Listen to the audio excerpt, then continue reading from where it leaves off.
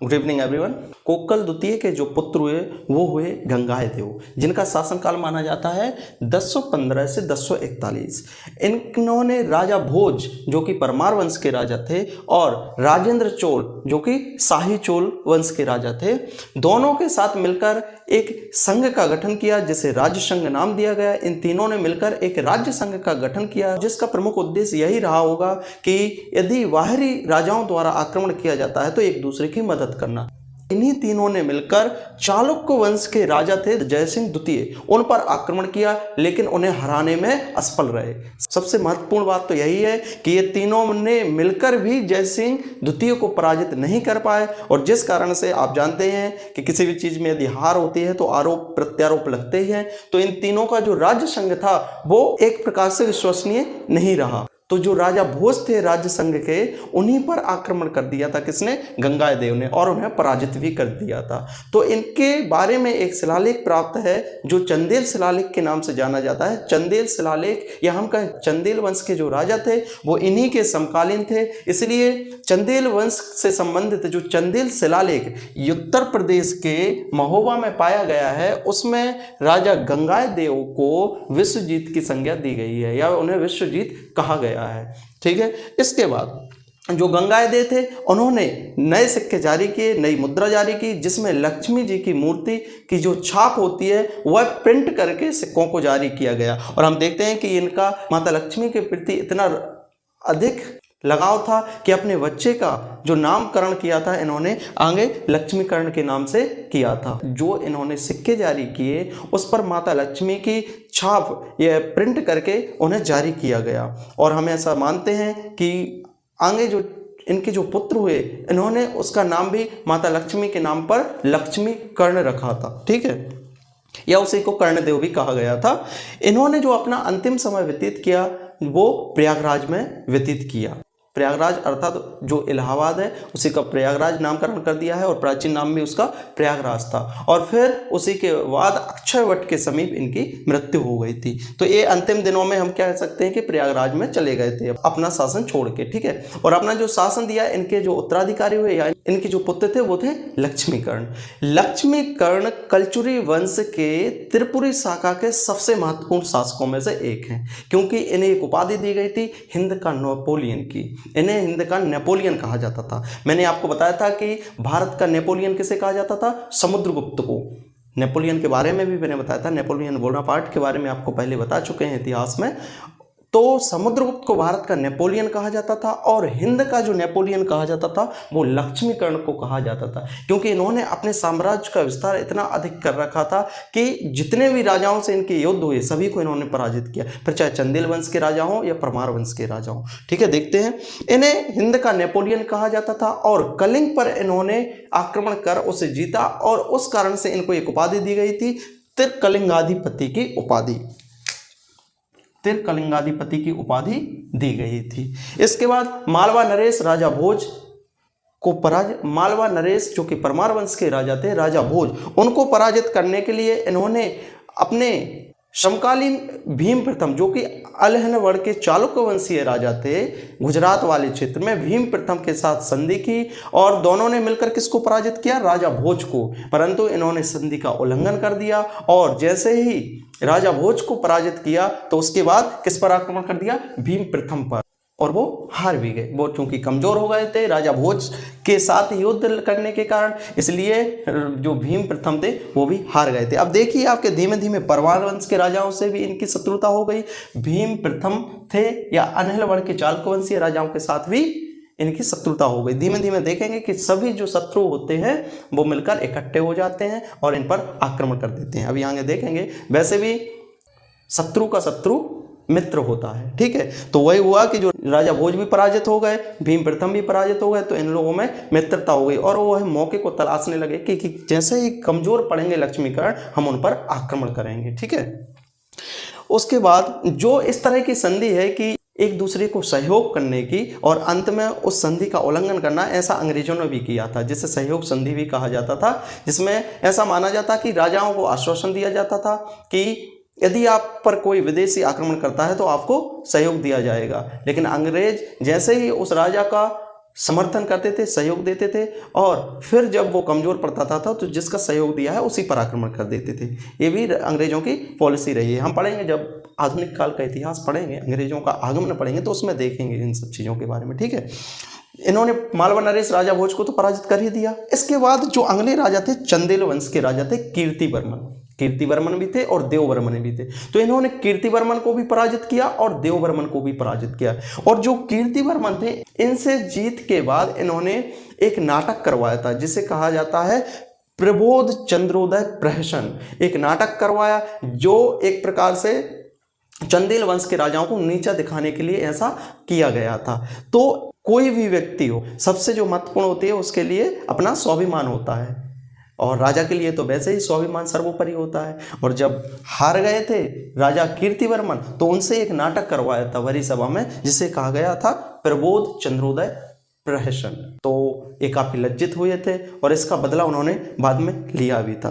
देखेंगे कि जो राजा भोज थे, भीम प्रथम और कीर्तिवर्मन, तीनों एकत्रित हो रहे थे। शत्रु सब एकत्रित होकर किस पर आक्रमण करने की योजना बना रहे थे? लक्ष्मीकर्ण, या जिन्हें कर्णदेव भी कहा जाता है। लक्ष्मीकर्ण का जो विवाह हुआ था वो हुआ था होड़ वंश की एक रानी थी जिसका नाम था अवल्ल देवी उनका नाम था। और इनकी एक पुत्री भी थी यौवनश्री, हम आगे पढ़ेंगे। इनके पुत्र पुत्री थे, वो थी पुत्री यौवनश्री। ठीक है, तो चंदेल राजा थे कीर्तिवर्मन, उनको पराजित किया और जीत के उपलक्ष्य में एक प्रबोध चंद्रोदय प्रहसन करवाया। और फिर उसके बाद जो इनके उत्तराधिकारी हुए थे देववर्मन, उनको भी पराजित किया था। चंदेल वंश के राजा थे देववर्मन, उन्हें भी पराजित किया था। जो कर्णदेव थे, इन्होंने एक नगर बसाया जबलपुर में जिसे कर्णावती नगर कहा गया है। इसके अलावा इन्होंने अमरकंटक अनूपपुर में स्थापना करवाई शिव मंदिर की।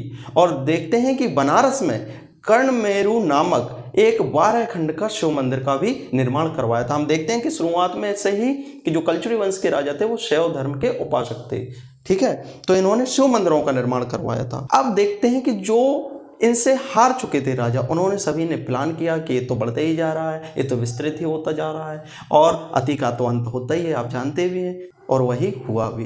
तो राजा भोज जो परमार वंश के राजा थे, उनके जो उत्तराधिकारी हुए उदयादित्य परमार वंश के राजा, कीर्तिवर्मन चंदेल वंश के राजा, विग्रहपाल तृतीय जो कि पाल वंश के राजा थे, और सोमेश्वर प्रथम जो कि कल्याणी के चालुक्य थे, और भीम प्रथम जिनके साथ इन्होंने संधि भी की थी और संधि का उल्लंघन भी किया था।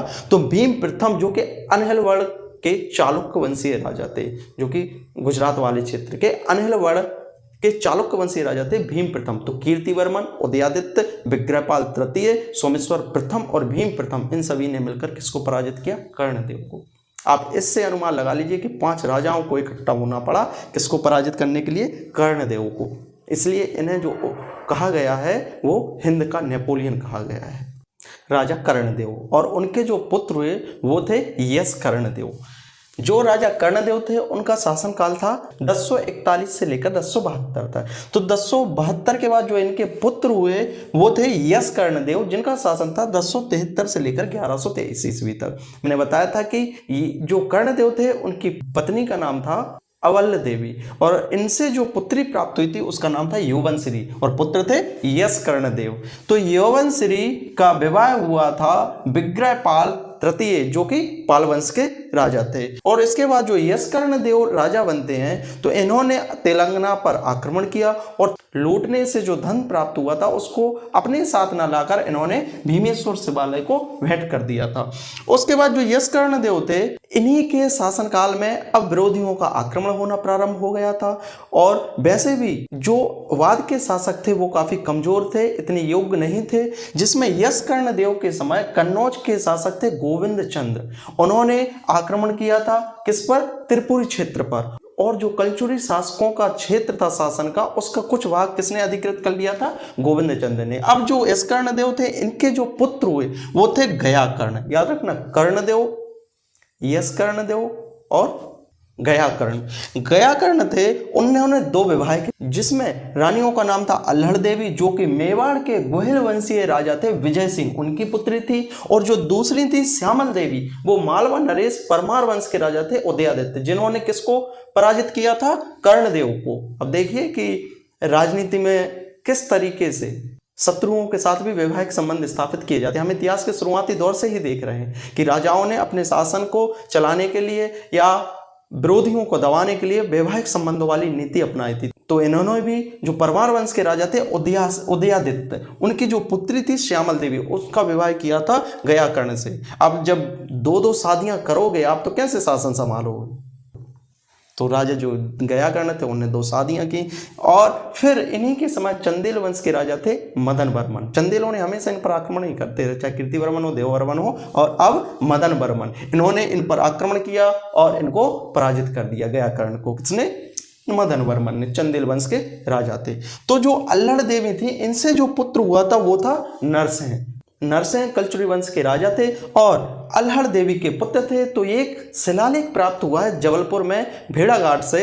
तो भेड़ाघाट शिलालेख में ऐसा कहा गया है कि जो माता अल्हड़ देवी हैं, किसकी माता? नरसिंह की, उनके द्वारा वहां पर वैद्यनाथ, जो कि वर्तमान में भी एक शिव मंदिर है, वैद्यनाथ शिव मंदिर का निर्माण करवाया गया है। जितने भी शासक हुए हैं या शासिकाएं हुई हैं, उनकी रानियां हुई हैं, उन्होंने शिव मंदिर का ही निर्माण करवाया है। अर्थात हम ये कह सकते हैं कि जो कलचुरी वंश के राजा थे वो शिव धर्म के उपासक थे, भगवान शिव की पूजा करते थे। ठीक है। और इसके बाद जो इन्हीं के भाई थे, नरसिंह के भाई जय सिंह, उन्होंने शासन किया। अर्थात हम ये कह सकते हैं कि गयाकर्ण ने 2 विवाह किए थे और इनसे जो पुत्र हुए थे, पहले थे नरसिंह और दूसरे थे जय सिंह। जय सिंह का जो शासनकाल था वो 1163 से 1188 तक चला और ये थे चंदेल वंश के राजा परमार्दी देव के समकालीन। और हम देखते हैं कि जयसिंह का विवाह होता है गौसल देवी से और इन्होंने अपने पत्नी के नाम पर ही गौसलपुर, जो कि जबलपुर से 16 किलोमीटर दूर स्थित है, वो नगर बसाया था। अर्थात जो कर्णदेव थे उन्होंने कर्णावती नगर बसाया था और जो जयसिंह थे उन्होंने गौसलपुर, जो कि जबलपुर में 16 किलोमीटर दूर क्षेत्र स्थित है, उस नगर को बसाया था अपनी पत्नी के नाम पर, गौसल देवी। हमने देखा है कि इन राजाओं ने अपने धर्मपत्नी की बहुत बातें मानी हैं। चाहे फिर युवराज देव प्रथम की जो पत्नी थी नोहिला, उन्होंने नोहिलेश्वर मंदिर का निर्माण करवाया था और उन्हीं की इच्छा पर इन्होंने गुर्गी रीबा में और जबलपुर में शिव मंदिर का निर्माण करवाया था। इसी तरह से जंगसिंह ने अपनी पत्नी गौसल देवी के नाम पर गौसलपुर नगर बसाया था। ठीक है। इसके बाद मैंने बताया था कि जो बाद के राजा थे वो काफ़ी कमज़ोर हो रहे थे, तो उन्होंने अपनी सल्तनत को बचाने के लिए क्या किया? दूसरे राजाओं की अधीनता स्वीकार कर ली। तो जयसिंह थे उन राजाओं में से ऐसे प्रमुख थे जिन्होंने चंदेल वंश के राजा परमार्दी देव की अधीनता स्वीकार कर ली थी। 1188 में लगभग इन्होंने अधीनता स्वीकार कर ली थी। लेकिन जो बाद के राजा हुए, जो अंतिम राजा भी हुए, जिन्हें कहा गया विजय सिंह। विजय सिंह ने प्रयास किया कि चंदेल वंश के राजाओं से मुक्त होकर पुनः स्वतंत्र हुआ जाए। उन्होंने इस दिशा में प्रयास किया परंतु वो असफल रहे और अंत में जो चंदेल राजा थे त्रिलोक वर्मन, उन्होंने इनको पराजित कर दिया था। इस तरह से कलचुरी वंश की जो त्रिपुरी शाखा थी उसका अंत हो गया। तो ये तो काफ़ी महत्वपूर्ण भी है और काफ़ी विस्तृत भी है। यदि आपको इसको याद करना है तो मेरा यही मानना है कि इसको एक फैमिली ट्री की तरह एक शॉर्ट नोट्स बनाएं। ठीक है। आप स्वयं से समझिए इस बात को कि हम वर्तमान में जो अपने स्वयं के रिश्ते होते हैं उन्हें कैसे याद रखते हैं। एक फैमिली ट्री के रूप में ही तो याद रखते हैं। देखते हैं कि हमें याद रहता है बहुत सारे दूर के जो रिश्तेदार होंगे उनका भी हमें रिलेशन याद रहता है कि वो हमारे मामा के चाचा की लड़की के लड़के हैं। इस टाइप से याद रहता है कि नहीं रहता? क्यों रहता है? क्योंकि हमने उस चीज़ को प्रैक्टिकली समझा है। तो इन सबको भी पढ़ने में थोड़ा समय लगेगा, याद करने में थोड़ा समय लगेगा, लेकिन मैं ऐसा मानता हूँ कि यदि बार बार रिवाइज किया जाए, जब आप फैमिली ट्री के रूप में प्रयास करेंगे, फैमिली ट्री के रूप में बनाने का प्रयास करेंगे तो यह याद जरूर रहेगा। और बाकी आपसे यही अनुरोध है, पढ़ते रहें। इसके अलावा कोई हल नहीं है। यही मैं हमेशा कहता हूँ और इस बार भी कहूँगा। आज मुझे दुष्यंत कुमार की कुछ पंक्तियाँ याद आ रही हैं कि इस नदी की धार में ठंडी हवा आती तो है, नाव जर्जर ही सही लहरों से टकराती तो है, एक चिंगारी दोस्तों ढूंढ लाओ कहीं से, इस दिए में तेल से भीगी हुई बाती तो है। काफ़ी प्रेरणादायक कविता है।